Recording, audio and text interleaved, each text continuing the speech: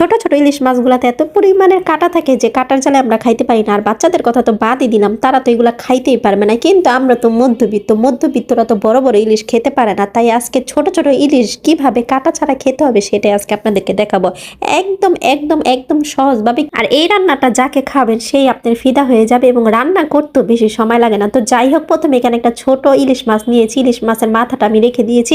তারপর ইলিশ মাছের একদম সম্পূর্ণ মাছটা একটু কুটি কুটি করে কেটেছি। তারপর পাটা পুঁতাতে সুন্দর করে একদম বেটে নিব, একদম মিহি মিহি মিহি মিহি করে বেটে নিব।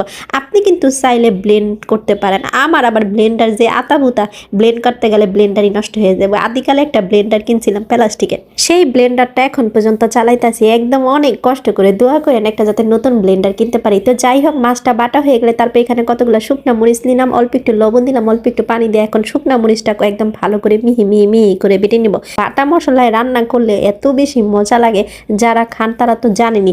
যারা একবার বাটা মশলা খায় তারা আর বাটা মশলা ছাড়া তরকারি খেতে পারে না। তো যাই হোক, তারপর অল্প একটু হলুদের গুঁড়া দিয়ে দিব, অল্প একটু জিরা গুঁড়া দিয়ে দিব, অল্প একটু পেঁয়াজ কুচি দিয়ে দিব, সাথে দিয়ে দিব একটু ধনিয়া পাতা কুচি।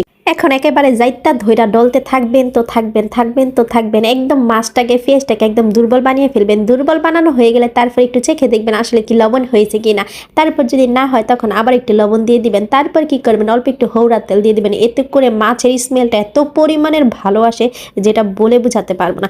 তারপর আবারও মাখা চাকা করবেন। তারপর এখানে কতগুলো নিয়েছি কুমড়া পাতা। আপনারা যদি কুমড়া পাতা না পান তাহলে লাউ পাতা নেবেন, কোনো অসুবিধা নেই, কেউ আপনাকে জেল ফাঁসি দিবে না।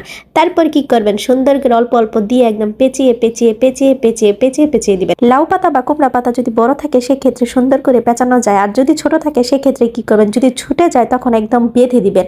বেঁধে দিলে একটুও ছুটবে না। তারপর সুন্দর মতো পেঁচানো হয়ে গেলে এখানে একটা ফ্রাই প্যান নেবেন। ফ্রাই প্যানের মধ্যে তেল দিবেন, অল্প একটু তেলের মধ্যে একদম স্যাঁত করে ছেড়ে দিবেন। ছেড়ে দিয়ে এখন উল্টিয়ে ফাল্টিয়ে শীত করে হগল ভাবে ভেজে নেবেন। ভাজতে গিয়ে এত সুন্দর একটা গ্রান বের হয়েছে যেটা বলার বাহিরে। আপনি যখন এই রেসিপিটা করে খাবেন, খাওয়ার পর অবশ্যই আমাকে থ্যাংক ইউ দিতে বাধ্য থাকবেন, কারণ এটা এত পরিমাণের মজা হয়েছিল। তো যাই হোক, এখন ফরানের স্বামীর কাছে নিয়ে যাবো। স্বামী গো স্বামী, দেখছেনি তোমার প্রিয়তমা স্ত্রী তোমার জন্য কি তা নিয়ে এসেছে? হ্যাঁ দেখো, গরম গরম ভাতের সাথে খেতে কিন্তু সেই লাগে। তো জামাই সুন্দর করে আপনাদেরকে একটু খুলে খুলে দেখাচ্ছে আসলে জিনিসটা কেমন হয়েছে ভিতরে। তারপর গরম গরম ভাতের সাথে মেখে একদম গরম গরম মুখের মধ্যে ঢুকাই দিল। কি যে মজা রে, কি যে মজা! ইলিশের এত মজার এবং এত স্ট্রং একটা ফ্লেভার আসতেছে যেটা বলার বাইরে। ওই যে একটা কথা আছে না, ইলিশের তেল ঝোল দিয়েও ভাত খাওয়া যায় পেট ভরে। তো যাই হোক, আমরা বাঙালি বরাবরের মতোই আমরা ইলিশ মাছকে খুব ভালোবাসি, কিন্তু টাকার অভাবে বড় বড় খেতে পারি না। খেতে পারলেও কোনো আফসোস নেই, আলহামদুলিল্লাহ, আল্লাহ যেটা দিয়েছে সেটা